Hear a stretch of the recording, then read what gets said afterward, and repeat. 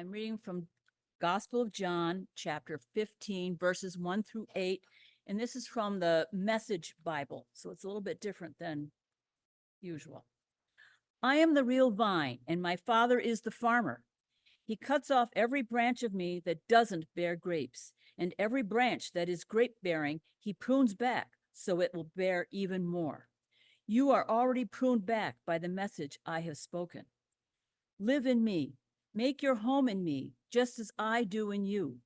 In the same way that a branch can't bear grapes by itself, but only by being joined to the vine, you can't bear fruit unless you are joined with me. I am the vine, you are the branches. When you're joined with me and I with you, the relation, intimate and organic, the harvest is sure to be abundant. Separated, you can't produce a thing. Anyone who separates from me is dead wood, gathered up and thrown on the bonfire. But if you make yourselves at home with me and my words are at home in you, you can be sure that whatever you ask will be listened to and acted upon. This is how my Father shows who he is.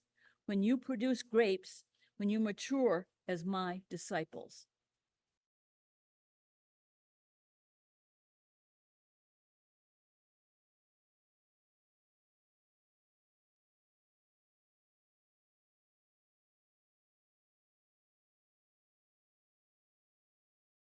I've considered it a privilege and my good fortune that I grew up across the street from my retired grandparent farmers as a child growing up.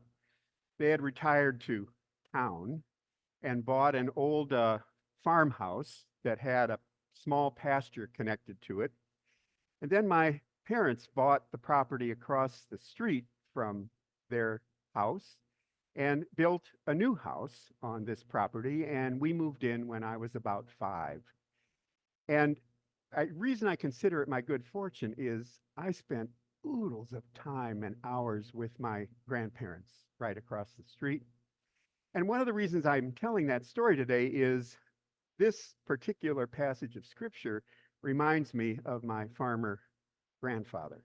I mean, it referred to the farmer that takes care of the grapevine in this. It's a little almost too literal, right?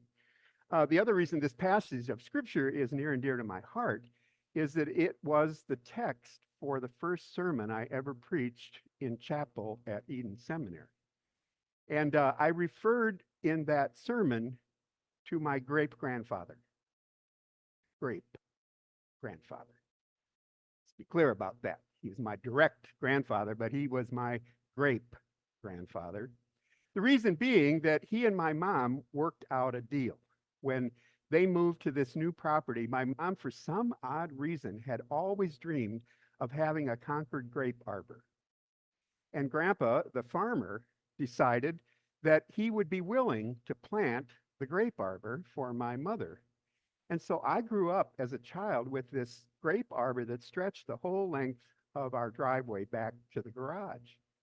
And the deal that they had worked out was Grandpa said, I will take care of the grape arbor, and you can have all the grapes you need to make grape jelly and grape juice, which my mom would put up every fall when the grapes ripened.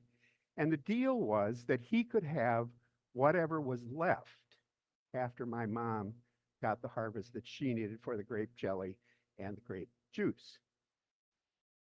What was in it for him was that he made Concord grape wine. Right. And as I grew up, I realized why it was so important that he took the care he did of these grapevines, because he wanted them to produce an abundant harvest so that not only would my mom be able to can grape jelly and grape juice, but we would have many more grapes for Concord grape wine. And the result of that was every Thanksgiving, we got to taste first fruits of his wine. Even as a kid, I got this little glass of Concord grape wine. And now, years later, every time I taste Concord grape wine in communion, you know where I go. Back to all those years So here we are with a favorite text of mine. Jesus says, I am the vine, and God is the farmer that takes care of the vine. Did you catch that? We don't take care of the vine. The farmer takes care of the vine. God the gardener, God the farmer, God the vine dresser, if you will, looks after the vine. And the vine, from even the earliest days of the Hebrew scripture, has been one of the images that people of faith used for describing who we are as a community. If you think about it, you can't have a single grape. How would that happen?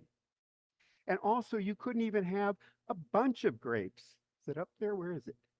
A bunch of grapes without the vine. And by staying connected to the vine, the grapes flourish. Now, this particular passage of scripture was developed at a time when the community of those early Christians was coming apart at the seams. There were lots of persecutions and trouble in those days, and people were falling away from the community that they had originally connected themselves to. And so John puts in the mouth of Jesus this image, this old image of how we're all connected if we remain in the vine, if we remain connected to the vine.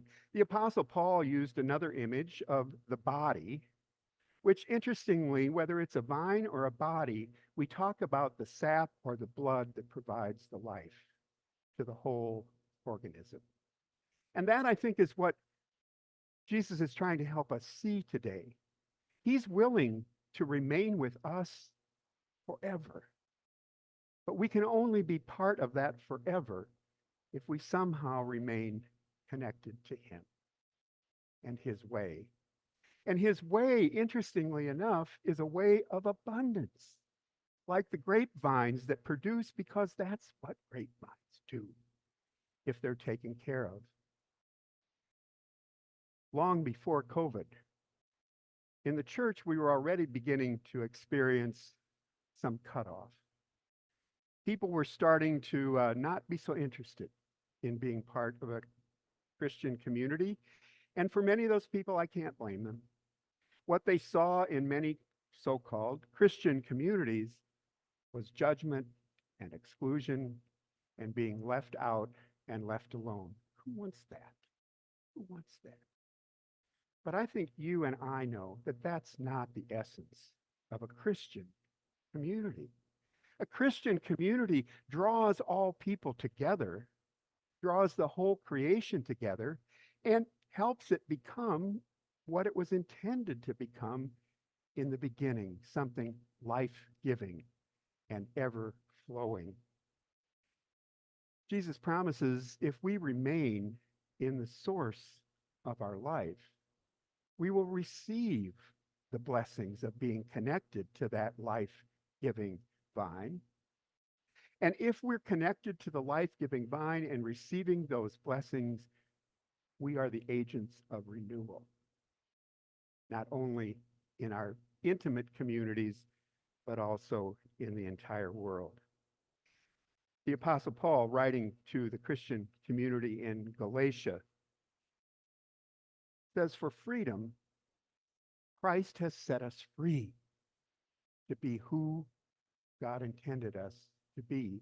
And in that same chapter, he goes on to say, the fruit of the Spirit is love, joy, peace, patience, kindness, generosity, faithfulness, gentleness, and self-control. The fruits of the Spirit are all things that give life, lifeblood to communities of people. Long before COVID pulled us apart, I remember years and years I began to say to folks at Redeemer, I don't know about you, but I think the world could use a little more Jesus. Love, peace, patience, kindness, generosity, faithfulness, gentleness, and self-control. The world could use a little more of that these days, do you not think? And we are the ones. We are the ones who receive these fruits of the Spirit only so that they can be made into grape jelly, grape juice, and even conquered grape wine, to be used in communion, to form community of people that receive these precious gifts and let them flow through us into a world in need. May that be so today and in all the days to come. You know, we're moving into spring, friends. It's the time of blossoming and blooming and flowering and producing grapes from my great grandfather.